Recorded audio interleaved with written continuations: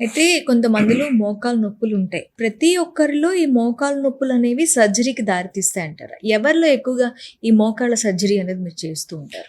మోకాళ్ళ సర్జరీ అనేది కామన్‌గా అనేది ఎక్కువ శాతం చూసేది వయసుతో పాటు వచ్చే చేంజెస్ అండి. హ్మ్. వయసుతో పాటు వచ్చే మార్పులంటాము.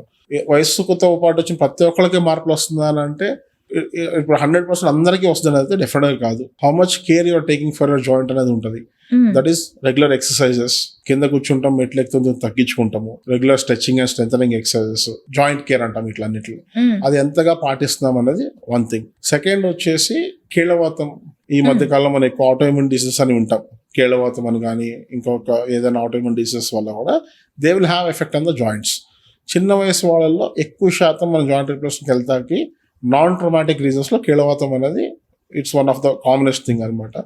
మూడోది వచ్చేసి పోస్ట్ ట్రోమాటిక్ ఆర్థరైటిస్ అంటారు. ఓకే. అంటే ఫ్రాక్చర్లు అట్లా ఏమైనా అయ్యి తప్పు అతుకుంటాయి జాయింట్స్.